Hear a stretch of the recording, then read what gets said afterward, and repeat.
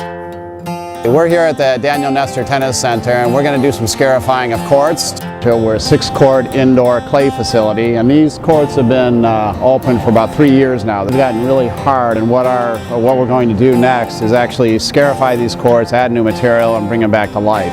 You can see here how the court surface has gotten really hard. It's almost like concrete. There's a slight dust hop here that you can see, but you scrape that stuff away and that's hard as rock. So what we're going to do is actually take this material off first. We're going to scarify it down 1/8 of an inch and pull that material off, and then we'll start scarifying with our bigger unit, going back and forth both ways until we get to a depth that we need. But you can see how this court really needs attention. We have a number of pieces of equipment to use. We have the Gator rake here, and if you use a Gator rake over this kind of a surface, it's like running a rake over concrete. It's not going to scarify anything. That's good when it's a little looser to actually even things out.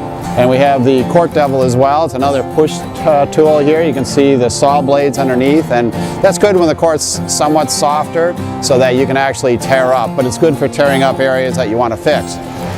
We've invested in a bigger unit here, the blue unit back there, and that actually acts like a cement scarifier that will smooth out cement. So it's that strong. This one's built for clay courts.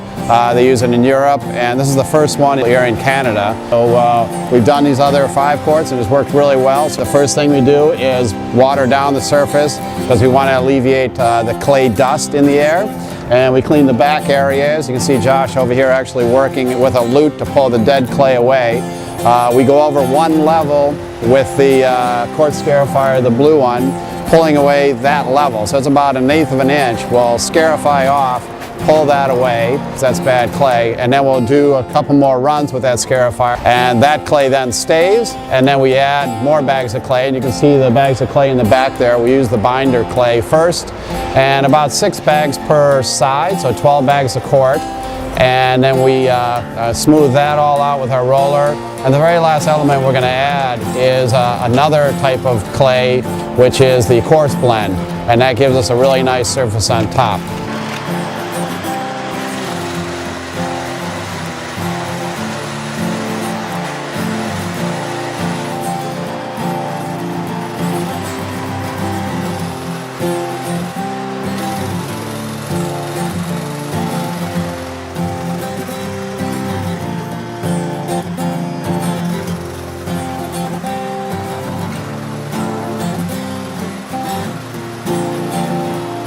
Another convenient use of this machine is that when we replace lines, here you can see Josh pulling up the lines, and it leaves the holes that the nails were in, so it's a pretty rough surface.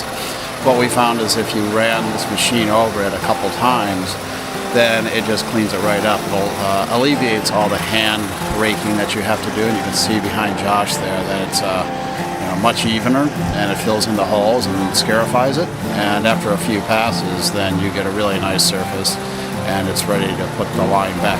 So the courts are done now, and you can see a lot of people playing back on the courts, and we're really happy with the results, and the members are telling us that the courts are playing very, very well. In fact, some are saying that they're playing better than they were when originally installed. So overall it was about a week's worth of work.